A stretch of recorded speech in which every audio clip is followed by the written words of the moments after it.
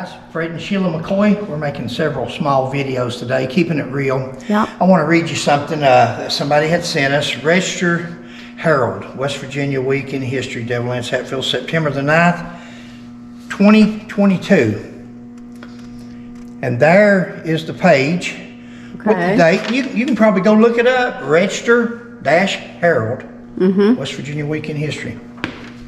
It says, I'm not going to read it all. I've just got some stuff in yellow. Hatfield fought for the South in the Civil War, serving in the Logan Wildcats in a regular group. And in the regular Virginia infantry, he deserted in infantry in 1863, serving in the Logan Wildcats. He enlisted in the fall of '62, and he was gone within 3 to 6 months.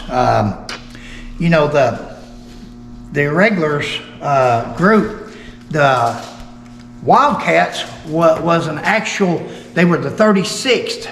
That's not the group.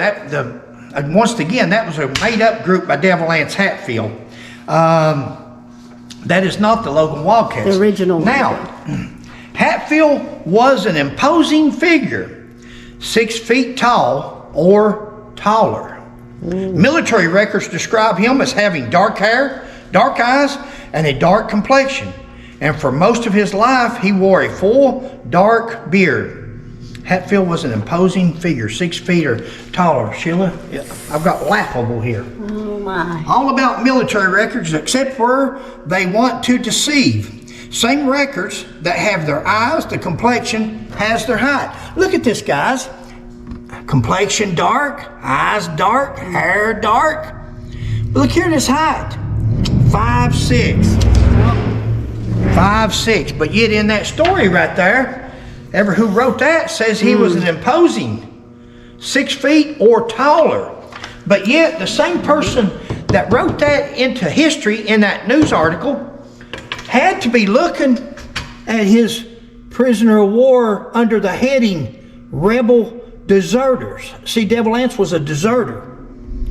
And there's his height. Not an imposing 6 foot. How about an imposing 5 foot 6 inches tall? Now, boy, that's imposing. Various stories account for his colorful nickname, which distinguished him from his cousin Anderson Preacher Anse Hatfield. Which distinguished him from his cousin Preacher Anse, which was Preacher Anse, my great-grandfather. Colorful stories created just for the story factor. The Logan Wildcats were suspected in the 1865 murder of Kentuckian Harmon McCoy, a Union Army veteran and brother of McCoy patriarch Randall McCoy. Hatfield's uncle, Jim Vance, was a more likely culprit in this than Hatfield himself. Likewise, Hatfield had no personal involvement in it. We'll get to that in a minute. Hatfield had no personal involvement. Not the famous Wildcats. This is a desperado group, Devil Anse Bung 2. Hatfield's uncle, Jim Vance, was more than likely the culprit than Hatfield himself. Likewise, Hatfield had no personal involvement in the famous 1878 hog stealing incident and trial. Laughable. If there was a conflict around, Devil Anse was somewhere in the middle of it. He took a decisive role in the bloody events of 1882 when Brother Ellison Hatfield was mortally wounded in a drunken election day brawl, and 3 sons of Randall McCoy were killed in retaliation. Killed over his brother, but he didn't care enough to recover the bodies of his brother or nephew. Didn't care enough to feed Cap Hatfield's his grandchildren. Cap's son, Shepard, starved to death or died of malnutrition, according to Coleman C. Hatfield. Devil Anse really cared for his brother and all these people, but he didn't care enough to send food, some victuals over there to feed them. Hatfield was the leader in this decision and likely took part in the killing and died in the crime, but he was never tried. Guys, he died in the crime, but he was never tried. Cap, Robert, Elliot, and several others were never tried. What do you mean, never tried? That means he hid out. He wasn't found not guilty. He wasn't dismissed. He was never tried because he hid from the law until he died. He went to his grave with Kentucky murder warrants on him.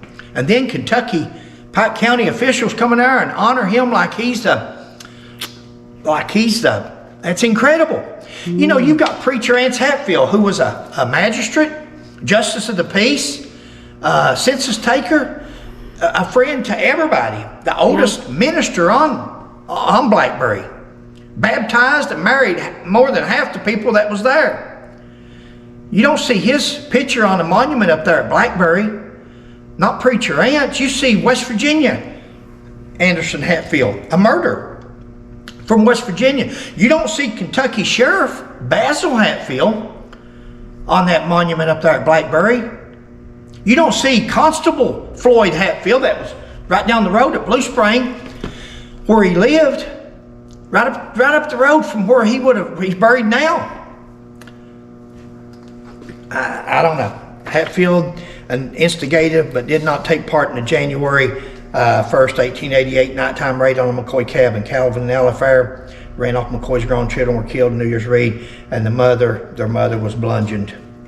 Guys, troubled by the feud. I'm not going to go through all this stuff. This is certain interviews of this, particularly with the willing intelligencer and with New York World reporter T.C. Crawford, helped to sensationalize the vendetta. Now this is what this newspaper's writing. It says Devil Anse relished in his growing celebrity. That's true. He did. He loved it. He loved the attention. Making himself available to press and public anytime.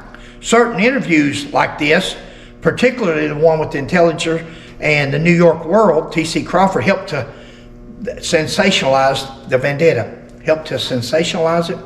First-hand reporting, they met the man, the legend. They found him to be boisterous, troublemaker, and T.C. Crawford called him a liar.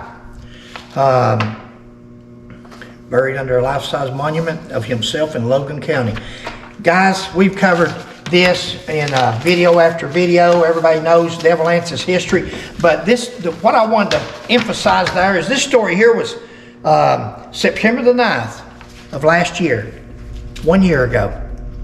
And they quote his military record there to the T, except for his height. Yeah. And they say he was a boisterous 6 foot or more. Right there it is, 5'6". That's just, I mean, things like that. I can sit here and tell you all day long about him killing Asa Harmon.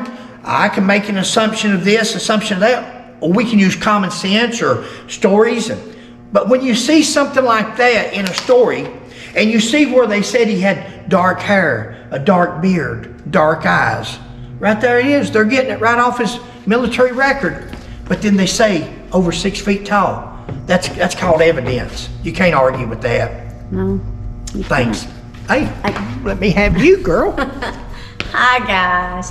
Hope you're having a great evening. Please like, subscribe, and share. And we'll catch you on the next one. Thank you, guys. Bye. Keep that information. Keep those newspaper articles coming. Those Hatfield McCoy information or Facebook pages when they post garbage like that. Keep it coming.